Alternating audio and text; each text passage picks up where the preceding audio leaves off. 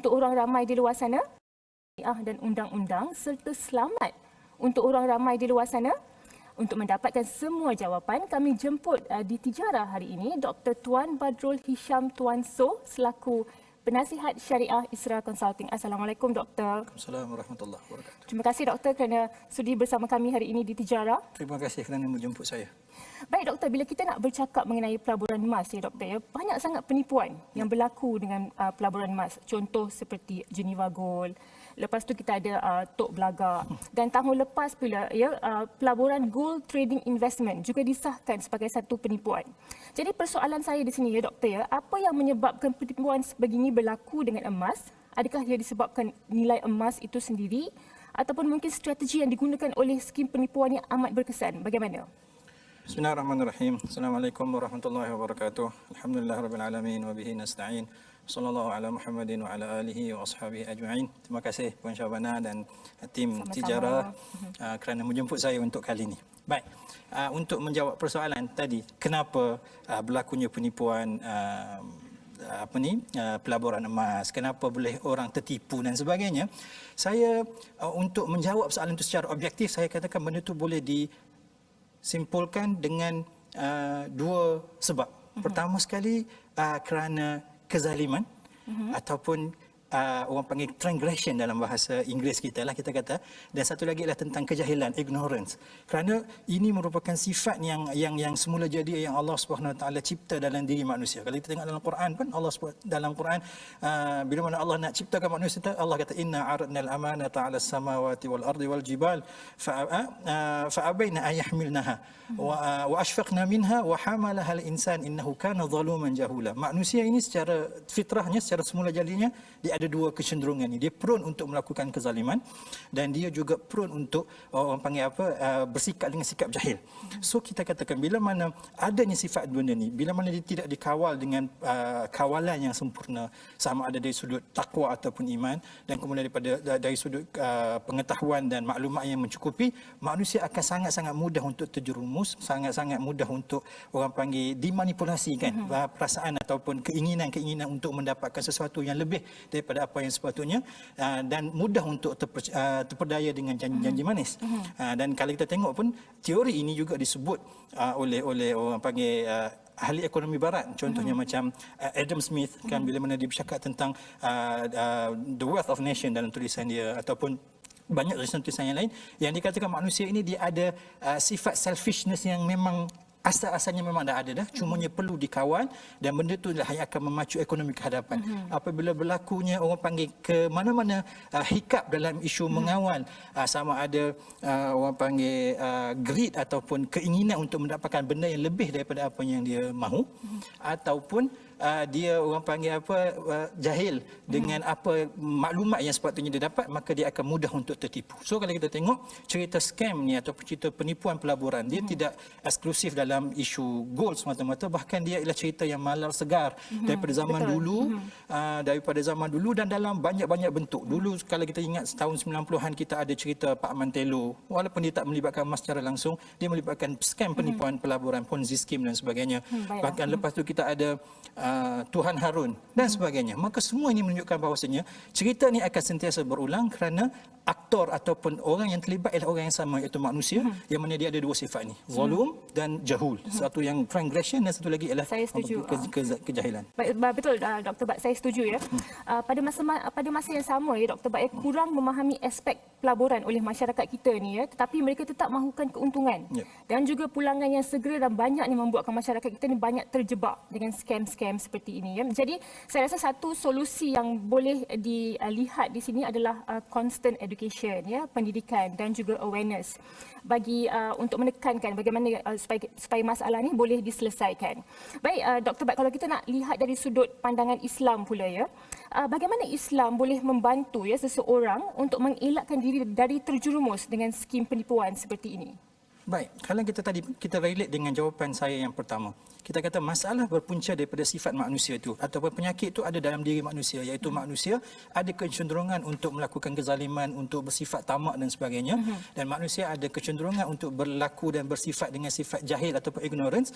Maka untuk selesaikan masalah ini, Islam datang dengan merawat kedua-dua problem ini. Islam dalam isu tamak sebagai contohnya, Islam meletakkan garis panduan, ada benda yang halal, ada benda yang haram, ada benda yang boleh diambil, ada benda yang tak boleh diambil. Semuanya perlu mengikut peraturan ataupun undang-undang yang kita sebut sebagai hukum syarak.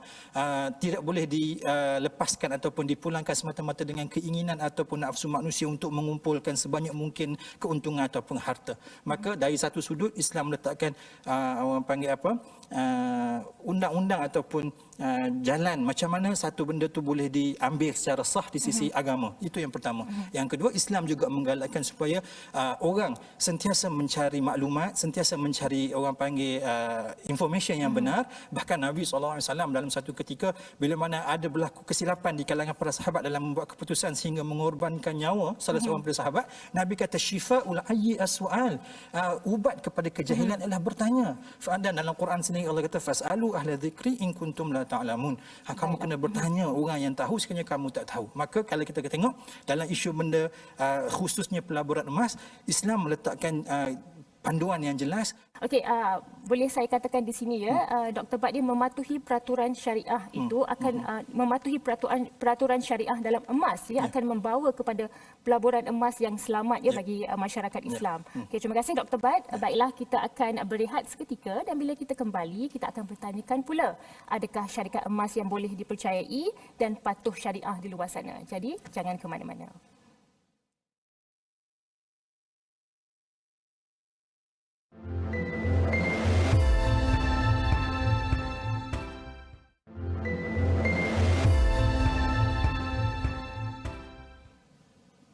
Masih lagi bersama saya, Syabana Hassan dalam Tijarah dengan topik perbincangan kita hari ini, pelaburan emas, scam ataupun reality.